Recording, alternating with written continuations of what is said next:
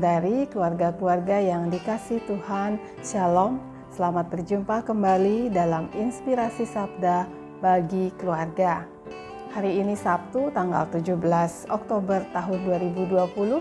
Bacaan Injil diambil dari Lukas bab 12 ayat 8 sampai dengan 12. Aku berkata kepadamu, setiap orang yang mengakui aku di depan manusia, Anak Manusia juga akan mengakui dia di depan malaikat-malaikat Allah. Tetapi barang siapa menyangkal aku di depan manusia, ia akan disangkal di depan malaikat-malaikat Allah. Setiap orang yang mengatakan sesuatu melawan Anak Manusia, ia akan diampuni. Tetapi barang siapa menghujat Roh Kudus, ia tidak akan diampuni. Apabila orang menghadapkan kamu kepada majelis-majelis atau kepada pemerintah-pemerintah dan penguasa-penguasa, janganlah kamu khawatir bagaimana dan apa yang harus kamu katakan untuk membela dirimu. Sebab pada saat itu juga Roh Kudus akan mengajar kamu apa yang harus kamu katakan. Demikianlah Injil Tuhan, terpujilah Kristus.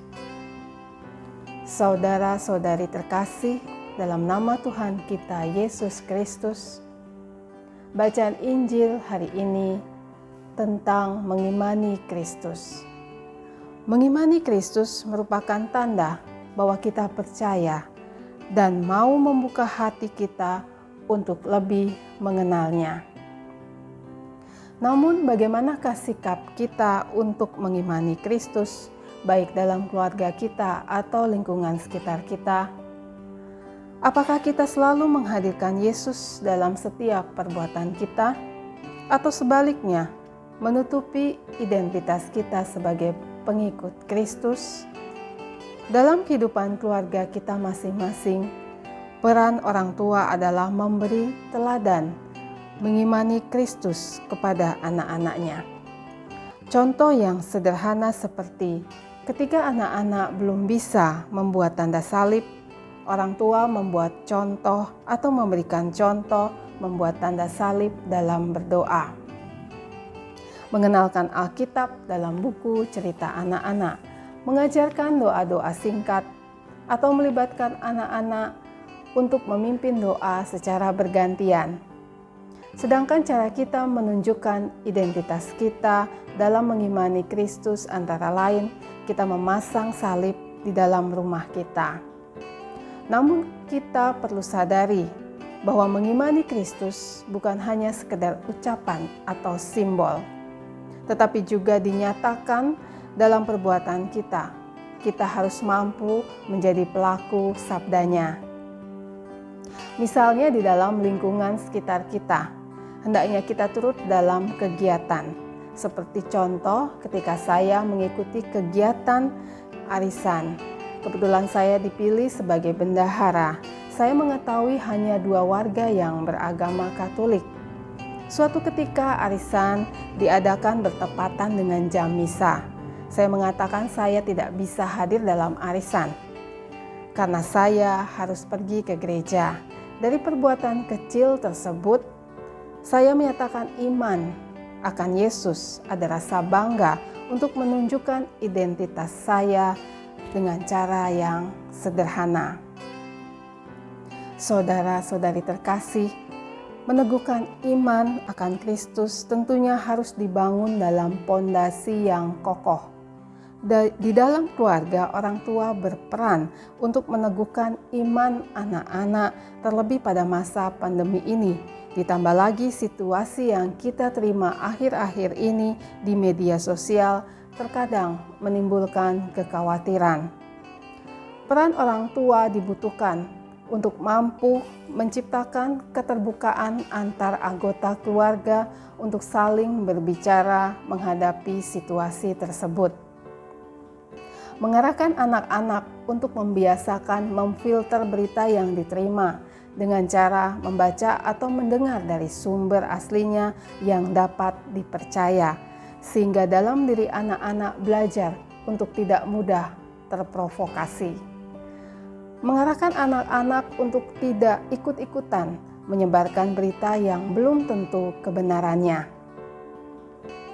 Disinilah peran orang tua untuk mengimani Kristus kepada anak-anak. Hendaklah kita bukan merupakan keluarga yang mudah terbawa arus dalam kekhawatiran, namun menjadikan Yesus sebagai sumber keselamatan.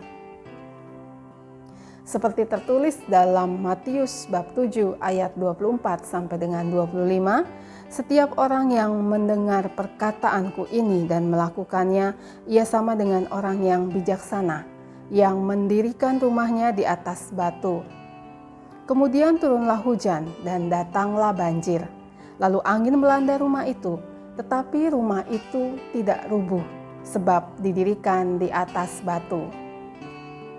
Melalui perikop tersebut, memiliki iman yang teguh kepada Tuhan Yesus, kita tidak akan terombang-ambing hidupnya, akan tetap tegap berdiri di mana saja kita berada. Jadi iman merupakan jiwa dari perbuatan kita. Iman adalah sumber gerak kita untuk tetap berbuat kasih tanpa jemu untuk keluarga dan sesama di sekitar kita. Dan kita juga percaya bahwa Roh Kudus yang menuntun langkah kita untuk melakukan perbuatan yang sesuai dengan kehendak-Nya. Saudara-saudari terkasih, hari ini merupakan peringatan wajib salah satu martir yang mati demi kesetiaannya kepada Kristus, yaitu Santo Ignatius dari Antioquia.